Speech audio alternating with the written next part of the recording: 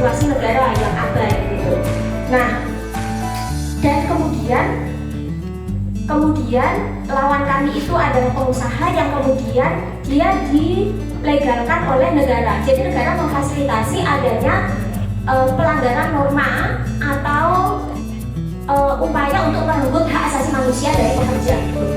Pemerintahan Prabowo sekarang ini itu tidak terlepas dari pemerintahan sebelumnya, dan mereka sudah bisa memetakan kondisi masyarakat sipil itu seperti apa.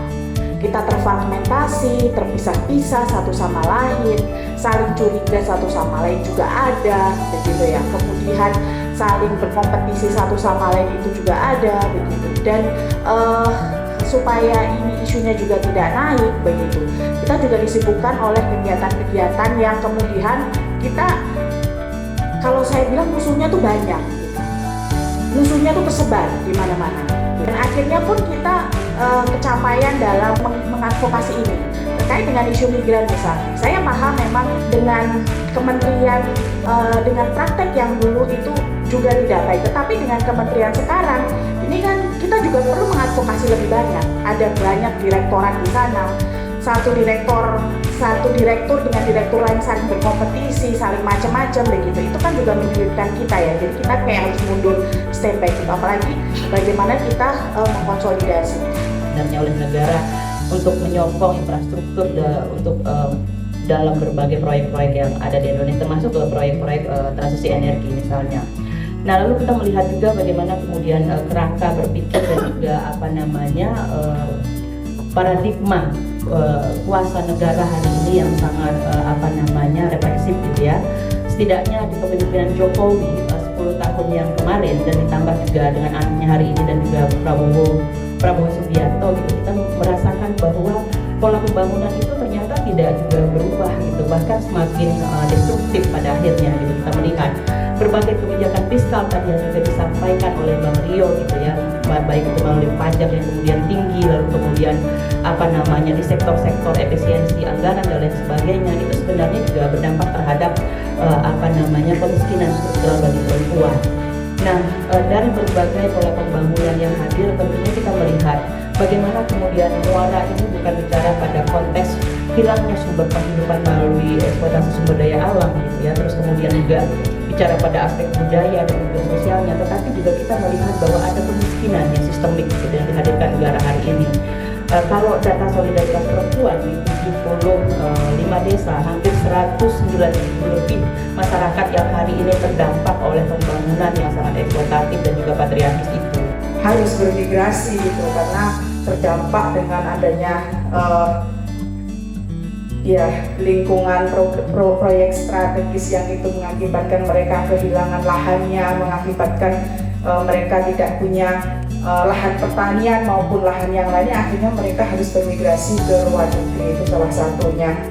Dan tidak hanya di perikanan tapi di pekerja rumah tangga itu lebih memang sejak dulu itu yang paling dikenal, yang pertama itu isunya adalah pekerja rumah tangga migran ini yang mengalami banyak permasalahan gitu. Dengan adanya pola seperti ini hari ini, itu kita akan menuju pada satu titik di mana memang penghancuran ekologi kita ini akan mengakibatkan daya dukung negara, daya dukung alami dari negara kita ini akan berkurang secara drastis. Artinya kalau balik ke pembahasan Jawa, ketika negara khatulistiwa ini tidak mampu lagi menyediakan makanan yang cukup, ruang hidup yang layak, konsekuensinya ada dua. Pertama adalah bertahan di sini mati-matian. Kemudian yang kedua adalah bermigrasi.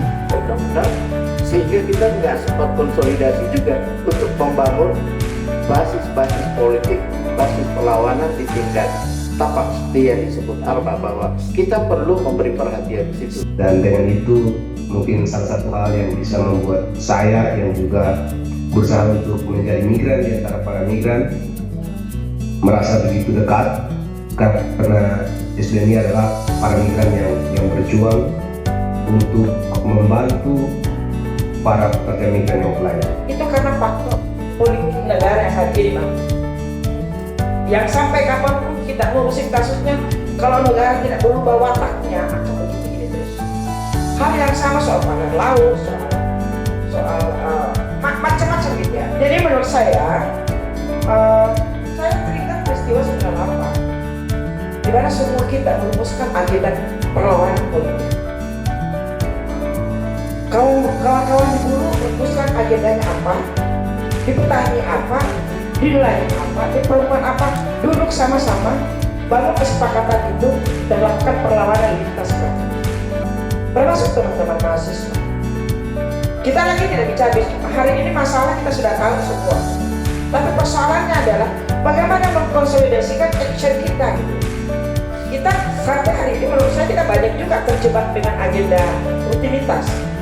Sementara negara semakin berdiaspora dengan berbagai karakternya, berbagai pola, dan menyusup masuk ke dalam gerakan undang-undang, sehingga kita nggak sempat konsolidasi juga untuk membangun basis-basis politik, basis perlawanan di tingkat tapak seperti yang disebut Arba, bahwa kita perlu memberi perhatian di situ. Harus waspada, kita dibenturkan dengan sesama kita, dan bukan dengan sesama gerakan dan sebagainya. Ini menjadi salah satu yang harus kita lakukan. Contohnya adalah Kementerian baru tugas kita membangun NOX.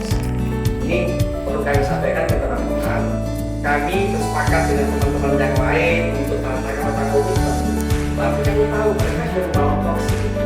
Jadi penting untuk kita rapatkan barisan, kita perkuat perlawanan kita, dan juga kita saling solidaritas kepada kawan-kawan berbagai lintas sektor.